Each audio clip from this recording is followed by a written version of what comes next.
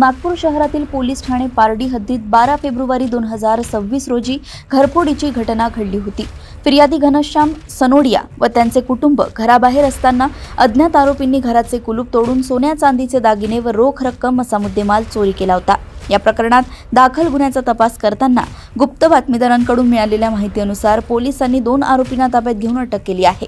आरोपींकडून चोरीस गेलेला एकूण 2,89,700 रुपयांचा मुद्देमाल जप्त करण्यात आला असून गुन्हा उघडकीस आणण्यात आला आहे। पुढील तपास सुरू आहे। याच्यामध्ये जे फिर्यादी आहे ते जय दुर्गानगर कीर्तिधर सोसायटी पोलीस ठाणे पारडी नागपूर शहर हद्दीमध्ये राहतात। यातील आरोपितांनी दिनांक 12/2/2026 रोजी सकाळी 1100 ते 1600 वाजेदरम्यान आरोपी यांनी फिर्यादी हे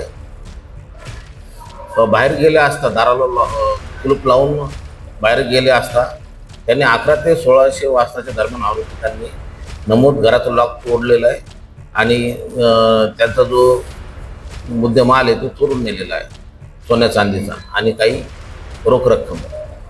तर या जे आरोपी आहे यांना गुप्त बातमीदारामार्फत निष्पन्न करून यांना अटक करण्यात आलेली आहे आणि त्यांच्याकडून एकूण 2,89,000 रुपयाचा मुद्देमाल म्हणजे 100% मुद्देमाल त्यांच्याकडून रिकवर करण्यात आलेला आहे।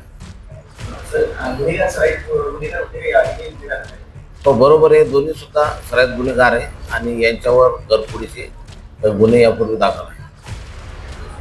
संपूर्ण कारवाई कुठल्या वरिष्ठ अधिकाऱ्यांमार्फत आणि कुठल्या डेली पार्टीने केली आहे काय सांगा? हे नमूद जी कारवाई आहे ते मान्य श्री रवींद्र सिंगल साहेब पोलीस आयुक्त नागपूर शहर, मान्य श्री नवीनचंद्र रेड्डी सह पोलीस आयुक्त नागपूर शहर, मान्य श्री शिवाजी राठोड अप्पर पोलीस आयुक्त दक्षिण विभाग नागपूर, मान्य श्री निकेतन कदम साहेब पोलीस उपायुक्त साहेब परिमंडळ क्रमांक 5 नागपूर शहर, मान्य श्री रोहित ओहाळ साहेब सहाय्यक पोलीस आयुक्त पारडी विभाग नागपूर यांच्या मार्गदर्शनाखाली पारडी पोलीस स्टेशन यांनी हे नमूद कारवाई केलेली आहे। आणि नमूद कारवाई ही डीपी पार्टी जी आहे ते PSI कोलारे यांच्या नेतृत्वामध्ये पोलीस हवालदार कुंभलकर, शैलेश कुंभलकर, संदीप लांडे आणि त्यांच्या टीमने केलेली आहे।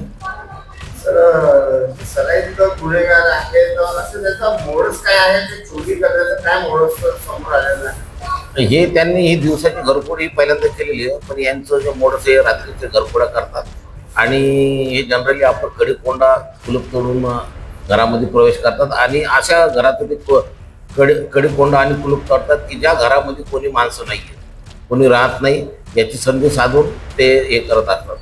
तर नागरिकांना पारडी पोलीस आणि नागपूर पोलीस दलाच्या वतीने आव्हान आहे की त्यांनी आपल्या ज्या रोख रक्कम आणि मौल्यवान जे वस्तू सोन्या चांदीचे दागिने घराबाहेर जात असताना ते लॉकरमध्ये किंवा